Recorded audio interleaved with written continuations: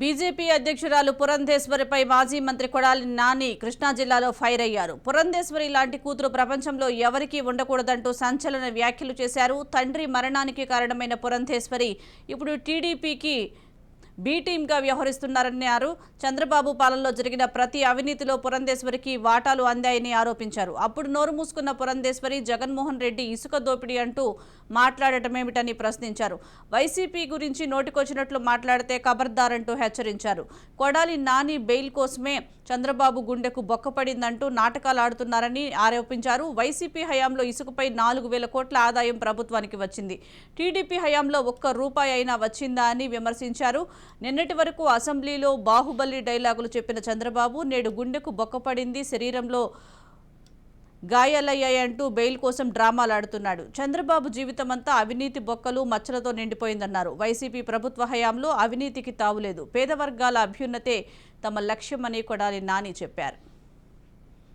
దుర్గమ్మ అమ్మవారి దేవీ నవరాత్రుల సందర్భంగా ఈరోజు అన్నదాన కార్యక్రమం జరుగుతుంది. ఆ కార్యక్రమాన్ని ప్రారంభించడానికి అమ్మవారి ఆశీస్సులు తీసుకోవటం ఇక్కడ రావడం జరిగింది. ఈ రాష్ట్ర ప్రభుత్వానికి జగన్మోహన్ రెడ్డి గారికి అమ్మవారి ఆశీస్సులు ఉండాలని చెప్పి మనస్ఫూర్తిగా కోరుకున్నా.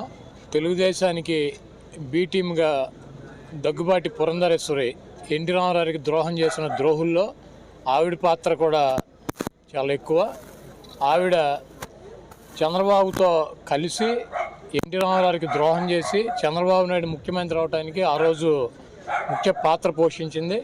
సిగ్గుశరం లేకుండా తండ్రిని పదవీచ్యుడిని చేసి ఆవేదన మరణించడానికి కారణమైనటువంటి కూతురు అనమాట. అటువంటి కూతురు ఈ ప్రపంచంలో ఏ తండ్రికి కూడా ఉండదు. చంద్రబాబు నాయుడు చేసేటువంటి ప్రతి అవినీతి కార్యక్రమాలను ఆవిడ వాటాలు ఆవిడకి వెళ్తూ ఉండేవి. ఆవిడ ఈరోజు సిగ్గు లేకుండా జగన్మోహన్ రెడ్డి గారు ఇసుక అవినీతి అంటుంది. ఈ రాష్ట్ర ప్రభుత్వం వచ్చినాక 4,000 కోట్ల రూపాయలు ఇసుక మీద రాష్ట్ర ప్రభుత్వానికి ఆదాయం వచ్చింది. చంద్రబాబు నాయుడు 14 సంవత్సరాలు ముఖ్యమంత్రిగా ఉండి ఒక 5 పైసలు వేల రాష్ట్రానికి ఆదాయం వచ్చింది ఇసుక మీద. ఈ ఇసుక మీద వచ్చే డబ్బులన్నీ ఎవడు తిన్నాడు? నువ్వు, నీ బావ, నీ మరిది కదా.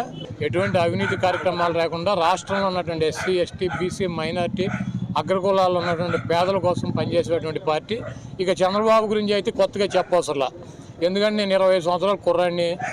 నేను మీరు 151 మంది ఒక్కసారి లెగిసి రండి, నేను ఒక్క దెబ్బకు మొత్తాన్ని పొగుడుగా పెడతానని చెప్పి బాహుబలి డైలాగులు చెప్పాడు అసెంబ్లీలో.